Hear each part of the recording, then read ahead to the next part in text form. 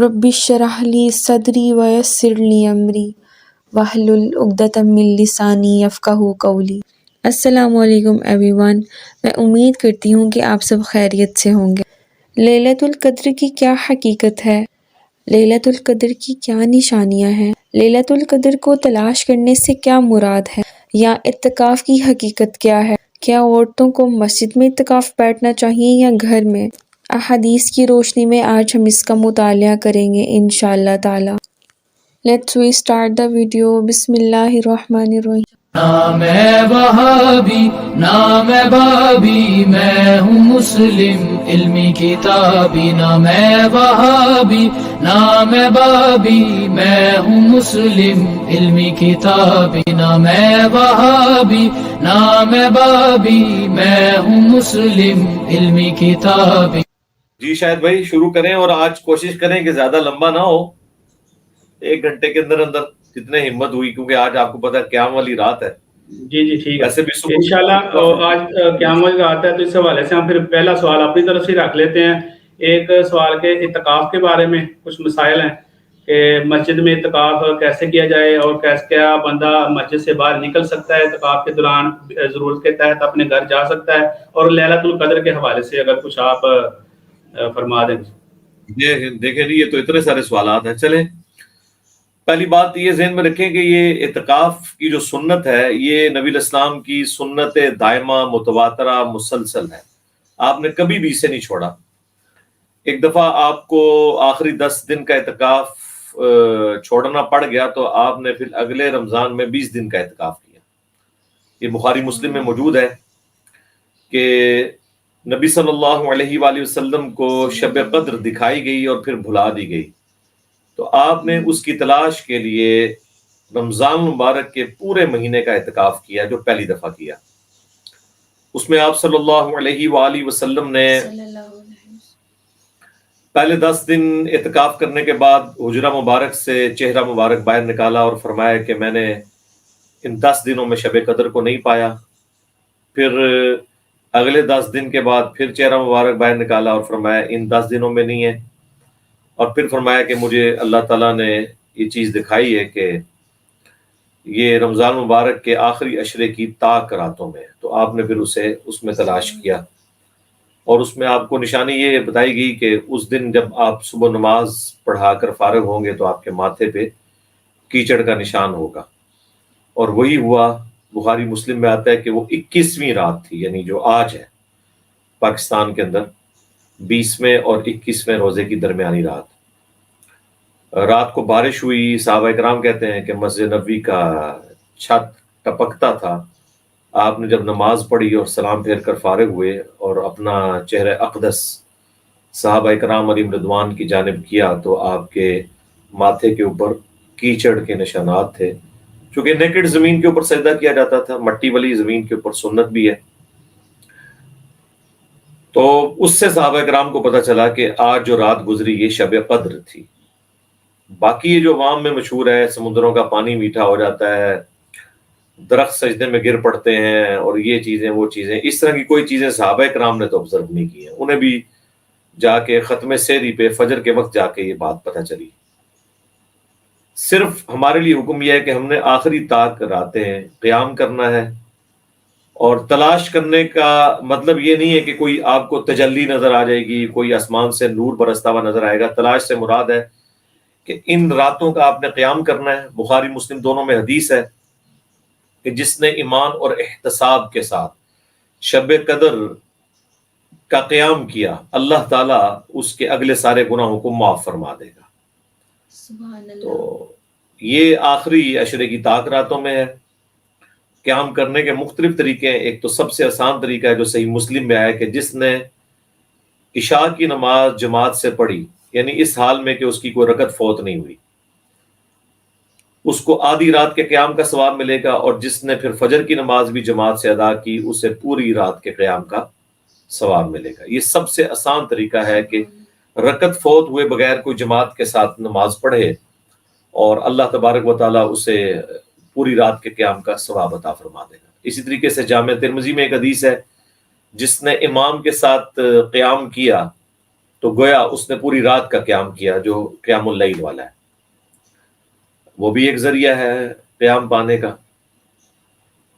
اس کے علاوہ ہو سکے تو سب سے بہتر ہے کہ پوری رات آپ جاگیں اور جتنے بھی آپ نوافل کے اندر قرآن پڑھ سکتے ہیں، صرف نوافل نہیں، قرآن کے ساتھ، چاہے مصحف کو ہاتھ میں لے کے پکڑیں، اس پہ میری کئی ایک ویڈیوز ریکارڈڈ ہیں، تو یہ بالکل سب سے بہترین عمل ہوگا جو آپ کریں گے۔ تو اعتکاف بھی بیسیکلی شب قدر کو تلاش کرنے کے لیے ہوتا ہے، یہ اس لیے نہیں ہے کہ آپ نے جا کے وہاں اپنی نیند پوری کرنی ہے یا پورا دن واٹس ایپ کے اوپر میسیجنگ کرنی ہے یا باقی کام کرنے ہیں۔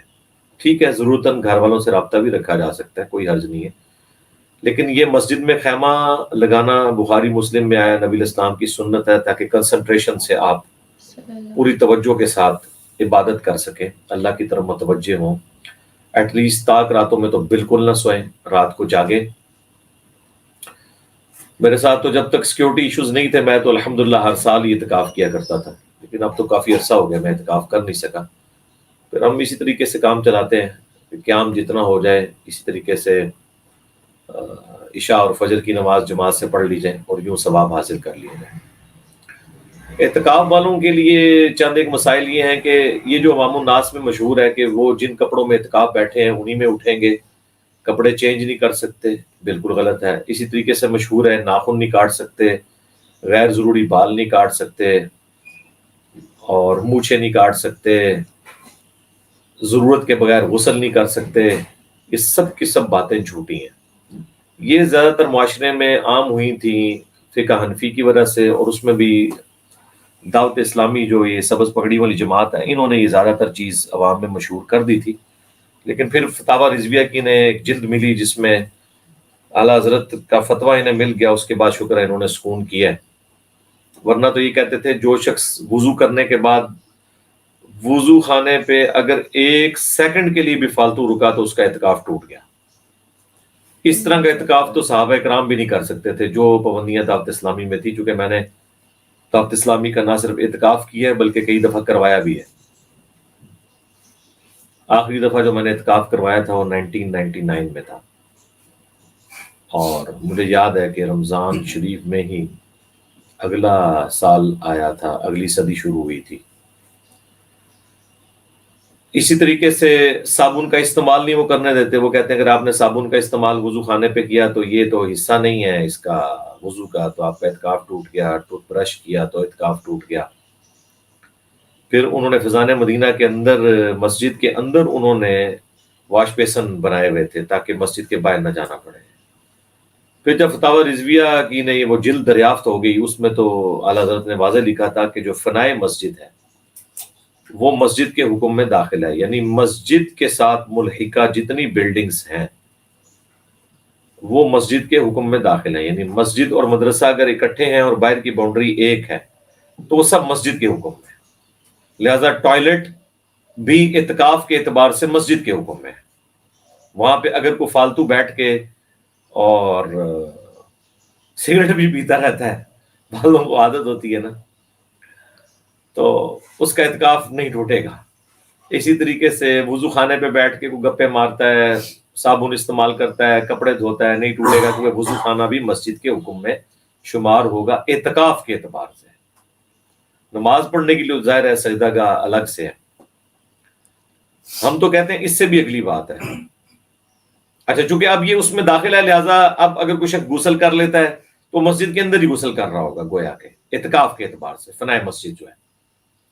ہم تو اس سے اگلی بات کرتے ہیں کہ بخاری مسلم دونوں میں حدیث ہے، نبی علیہ السلام ایک دفعہ مسجد کے دروازے پر آئے اور رات کے گھپ اندھیرے میں کافی دیر تک ایک عورت کے ساتھ گفتگو کرتے رہے، اور پھر اس عورت کے ساتھ مسجد سے نکلے، تھوڑی دور گئے، اور پھر جب واپس آئے تو راستے میں آپ نے صحابہ کرام کے ایک گروہ کو چوراہے پر دیکھا۔ ظاہر ہے اس وقت کوئی اسٹریٹ لائٹس نہیں تھیں، رات کے وقت کوئی پہچان نہیں سکتا تھا، بس انہیں اتنا پتا تھا کہ نبی علیہ السلام کسی عورت کے ساتھ یہاں سے گزرے، تو آپ نے آ کے خود کلیریفائی کیا کہ یہ میری بیوی صفیہ تھی جو مجھے اعتکاف میں ملنے آئی تھی، میں اسے گھر چھوڑنے کے لیے گیا تھا۔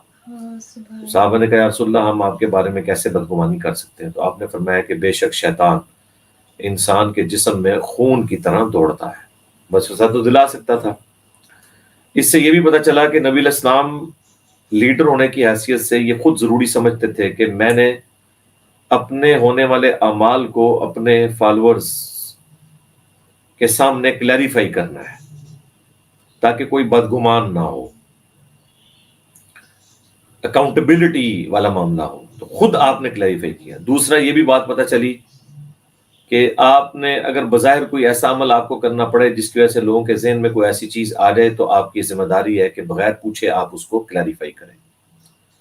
तीसरा, इत्काफ में अगर किसी की बीवी उसे मस्जिद में मिलना चाहे तो वो मिलने के लिए आ सकती है, ज़ाहिर पर्दे का तो एहतमाम होगा। चौथा, अगर कोई शख्स अपनी बीवी को घर छोड़ने जाना चाहे तो ज़ाहिर है ये शरई ज़रूरत है, वो जा सकता है। इसी में दाखिल है कि अगर उसे खाने का कोई बंदोबस्त करने वाला नहीं है तो घर आके खाना भी खा सकता है। अगर मस्जिद में टॉयलेट का बंदोबस्त नहीं है तो घर का टॉयलेट यूज़ कर सकता है, लेकिन घर फालतू वक्त नहीं गुजार सकता।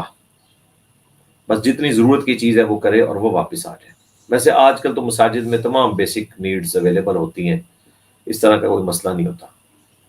अभी उतनी गर्मियाँ नहीं रही हैं, लेकिन कुछ अर्सा पहले तक तो बहुत ज़्यादा गर्मी थी और मस्जिद के लोग गुस्ल करने से भी रोकते थे। गंदे कपड़ों में वो 10-10 दिन तक इत्काफ करते हैं। भैया आप रोज़ाना बेशक कपड़े बदलें, ये आपका हक है, साफ़ सुथरे रहें, खुशबू लगा के रहें, गुस्ल करना है गुस्ल करें, आपका राइट है, इससे कोई इत्काफ नहीं टूटता। ये आप सारे के सारे मामलात साथ पैरेलल में लेके चल सकते हैं। लैपटॉप यूज़ कर सकते हैं, मोबाइल यूज़ कर सकते हैं, लेकिन इसमें वही चीज़ें आप यूज़ कर सकते हैं जो आम हालत में इस्तेमाल करना हलाल है।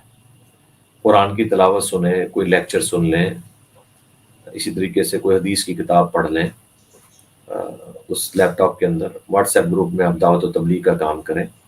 लेकिन बाकी कोई ऐसे मामलात नहीं, अपने कारोबारी मामलात को चलाना या फजूल किस्म के लोगों के साथ बहसें करना या मैसेजिंग करना जो लोग बाहर बैठे हुए हैं, तो आप इस काम के लिए तो मस्जिद में नहीं आए। मस्जिद में ज़्यादा से ज़्यादा वक्त जो है वो आप अल्लाह के लिए गुजारें, इबादत के लिए गुजारें और शब कदर के लिए मेहनत करें और ताक रातों में जागें। हो सके तो सलात व तस्बीह पढ़ें, इंडिविजुअल पढ़ें अपनी, और कुरान पाक जितना आप पढ़ सकते हैं क़याम में वो पढ़ें।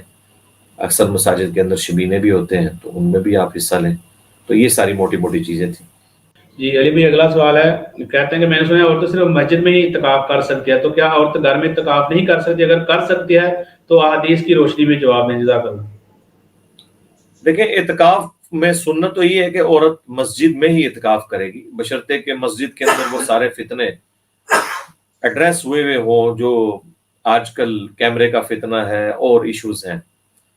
लिहाजा इस दौर में तो मस्जिद में इत्काफ जो है वो खतरे से खाली नहीं है। जिस तरह की सूरत हाल है, ये कैमरे ने जिंदगी वनरेबल कर दी है शरीफ औरतों की।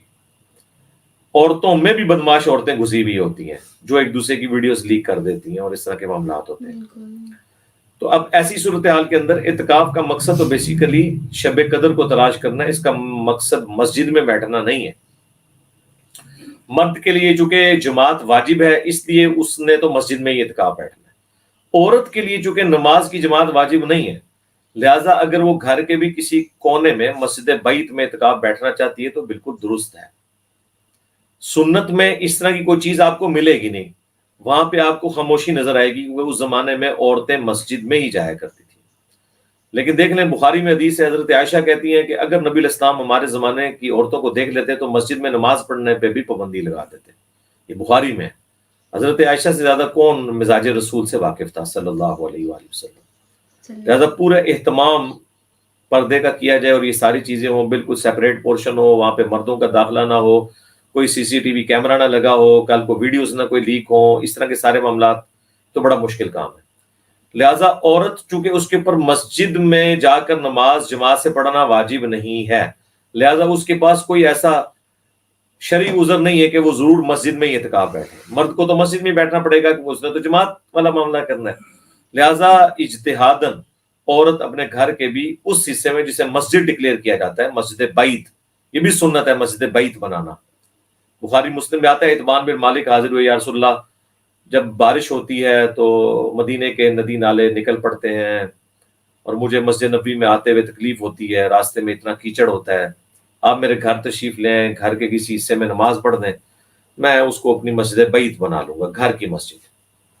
फिर नबी अलैहिस्सलाम एक दिन तशरीफ ले गए جب محلے والوں کو پتہ چلا تو مختلف لوگ جمع ہو گئے، کوئی حلوہ بنا کے لے آیا، کوئی اور کھانے کی چیز بنا کے لے آیا، پھر نبی علیہ السلام نے فرمایا مجھے جگہ بتاؤ، تو ان کا یا رسول اللہ ادھر، پھر آپ نے جماعت کے ساتھ 2 نفل پڑھائے، اس سے نفل کی جماعت بھی ثابت ہو گئی۔ دوسرا، نبی علیہ السلام کی جو مبارک جگہ ہے اس کا احترام، اس کی قدر، وہ بھی ثابت ہوئی۔ یہ میں نے ابن تیمیہ کے اوپر رد کیا تھا جب اس نے ابن عمر کو اقتداء الصراط المستقیم میں کہا تھا کہ یہ انبیاء کی جگہوں کو متبرک سمجھ کے وہاں پہ نماز پڑھنا ابن عمر کی بدعت ہے، جو بخاری میں آیا کہ وہ سفر حج میں جہاں جہاں نبی علیہ السلام نے نوافل پڑھے یا نماز پڑھی، نماز پڑھتے تھے، حتیٰ کہ مسند احمد میں آیا کہ ان جگہوں پہ پیشاب بھی کرتے تھے جہاں نبی علیہ السلام نے اپنے سفر حج میں کیا تھا، یعنی وہ ایک چھوٹی چھوٹی چیز کو فالو کرتے تھے۔ اس میں نے اتمان بن مالک کی حدیث پیش کی۔ تو مسجد بیت مسجد ہی ہے عورت کے لیے، تو وہاں پہ اعتکاف کرے، لیکن پھر یہ نہ ہو کہ اعتکاف کے دوران اسے باقی یعنی تکلیفوں سے بھی گزرنا پڑے۔ کوشش کریں کہ وہ کنسنٹریشن عبادت میں کرے۔ اس دوران اگر اسے ہنڈیاں پکانے کے لیے کچن تک آنا پڑتا ہے تو وہ آ جائے، بس اتنا ہی کام کرے، فوراً پھر اس حجرے میں چل جائے۔ یعنی بیسیکلی مقصد ہے زیادہ سے زیادہ وقت گزارنا اللہ کے لیے۔ لیکن اس میں یاد رکھنا ہے کہ قرآن حکیم میں سورۃ البقرہ میں آیا کہ جب تم مسجد میں اعتکاف کر رہے ہو اس وقت پھر اپنی بیویوں کے ساتھ ازدواجی تعلق قائم نہیں کر سکتے۔ یہ ذرا ذہن میں رکھنا ہے، ورنہ اعتکاف ٹوٹ جائے گا، نہ مسجد میں نہ گھر، یہ ذرا ذہن میں رکھنا ہے۔ اسی طریقے سے اگر روزہ نہیں رکھا تو پھر بھی اعتکاف چلا گیا، الا یہ کہ آپ بیمار ہیں، وہ ایک علیحدہ معاملہ ہے۔ جس طرح اب عورت کو اگر پیریڈز آ گئے تو اس کا روزے بھی ختم ہو گئے اور اعتکاف بھی ختم ہو گیا۔ البتہ اعتکاف کے دوران اگر مسجد میں کسی مرد پہ غسل فرض ہو جاتا ہے تو وہ فوراً غسل کرے، وہاں پہ غسل خانے بنے ہوئے ہوتے ہیں، اس کا اعتکاف نہیں ٹوٹے گا اس کی وجہ سے۔ عورتوں کا معاملہ چونکہ ڈفرینٹ ہوتا ہے، کیونکہ انہیں ان دنوں میں نماز پڑھنے کی اجازت نہیں ہے، نمازیں معاف ہیں، اور روزے بھی نہیں رکھیں گی، اور بعد میں روزوں کی قضا دیں گی۔ تو نٹ شل میں یہ ہوا کہ جی وہ گھر میں کر سکتی ہے اس مخصوص پورشن کے اندر جسے مسجد کے لیے نماز کے لیے ڈکلیئر کیا گیا ہو، پاکی اور صفائی کا اہتمام وہاں پر ہو۔ سبحان اللہ، میں امید کرتی ہوں کہ آپ کو بہت سی انفارمیشن ملی ہوگی۔ آپ بھی لیلۃ القدر کو تلاش کریں، اپنی دعاؤں میں یاد رکھیے گا۔ السلام علیکم۔